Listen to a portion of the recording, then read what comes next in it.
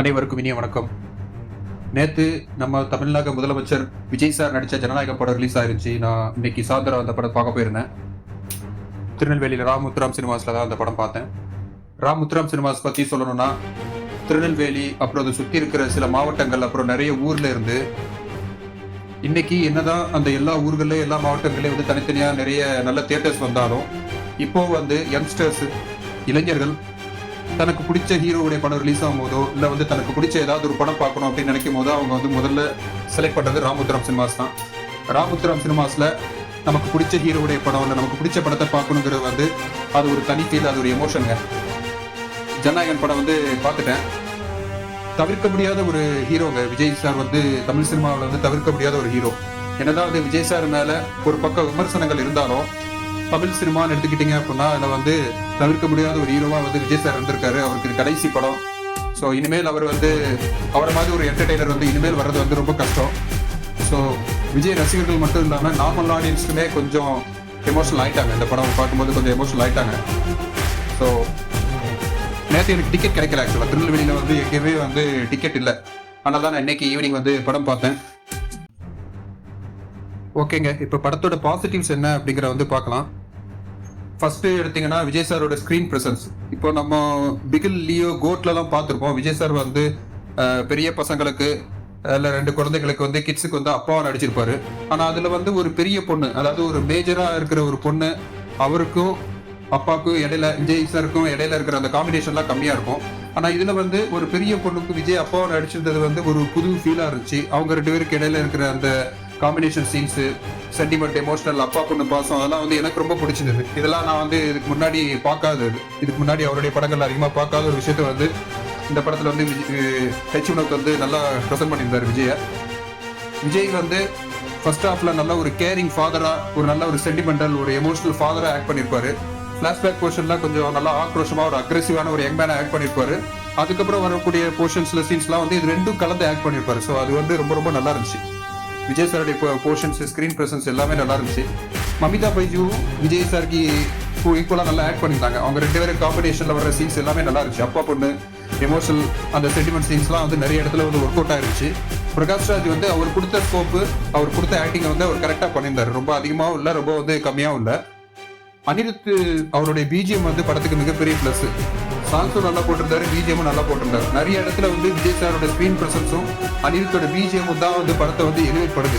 எங்கெங்கெல்லாம் வந்து லேக் ஆகிற மாதிரி இருக்கும், அந்த படம் வந்து அப்படியே கொஞ்சம் ஸ்க்ரீன் பிளே வந்து ஃப்ளாட் ஆகிற மாதிரி இருக்கும், அந்த இடத்துல வந்து டக்குன்னு அனிருத் பிஜிஎம் வருது, விஜய் சாரோட ஸ்க்ரீன் ப்ரெசன்ஸ் வருது. அது வந்து படத்தை வந்து நல்லா எலிவேட் பண்ணி மறுபடியும் என்கேஜாக ஒரு உற்சாகமாக வந்து படத்தை பார்க்க வைக்க வந்து அனிருத் சாருடைய மியூசிக் அண்ட் பிஜிஎம் வந்து உண்மையிலே வந்து ரொம்ப ஹெல்ப் பண்ணியிருக்கு. ஸோ நான் ஏற்கனவே பகவத் கேசரி படம் பார்த்துருக்கேன்.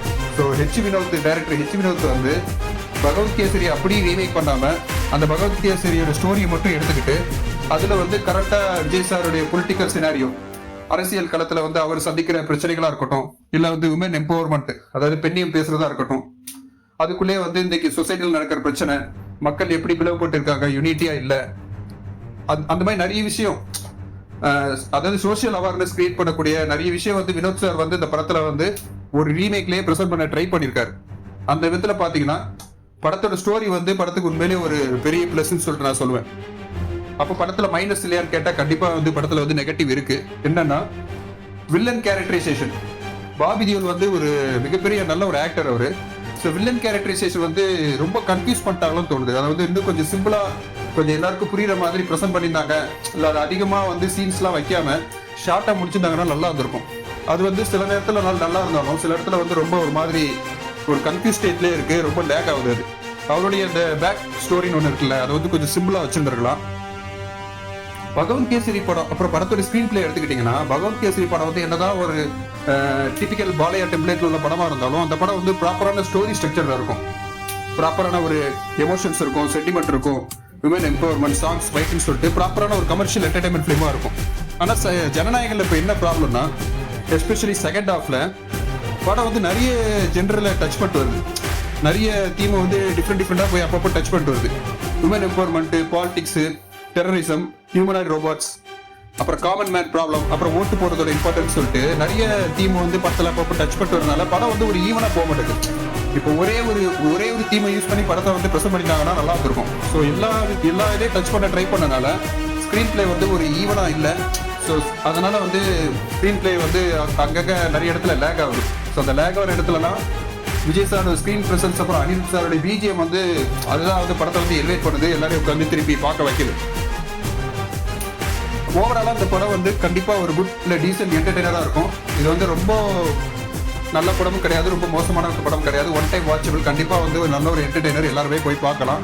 ஸோ இன்னைக்கு விஜய் சார் அடைஞ்ச உயரம், அந்த சாதனை, அதை வந்து நம்ம சொல்லி தெரிய வேண்டியதில்லை. அவர் பட்ட கஷ்டங்கள், அவர் சந்தித்த அவமானங்கள் அதெல்லாம் தாண்டி இன்னைக்கு வந்து சினிமா துறையிலேயும் சரி அரசியலே தெரியும். அந்த 2 துறை எவ்வளோ கஷ்டம்னு சொல்லிட்டு நமக்கு தெரியும்.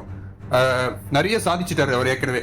ஸோ அதனால விஜய் சாருக்காக கண்டிப்பாக அந்த படத்தை வந்து எல்லாரும் தியேட்டரில் பார்க்கணும் அப்படின்னு சொல்லிட்டு நான் கேட்டுக்கிறேன். பட் என்னுடைய ஒரு ஒப்பீனியன் என்ன அப்படின்னா, விஜய் சார் வந்து நிறைய நல்ல படங்கள் கொடுத்துருக்காரு, ஹிட் படம் கொடுத்துருக்காரு. ஆனால் அவருடைய 25வது படம், 50வது படம், அப்புறம் அந்த கடைசி படம் வந்து ஒரு கில்லி, ஒரு துப்பாக்கி, ஒரு கத்தி மாதிரி ஒரு பெரிய மைல்ஸ்டோன் ஃபிலிமா இருந்தா இன்னும் கொஞ்சம் நல்லா இருந்திருக்குமே, அது அளவுக்கு இல்லையே அப்படிங்கிற ஒரு ஃபீல்.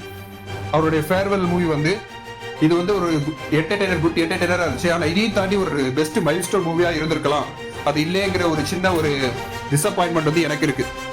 ஸோ இந்த படம் எப்படி இருக்குங்கிறத வந்து நீங்க வந்து கமெண்ட்ல பார்த்துட்டு சொல்லுங்க. தேங்க்யூ.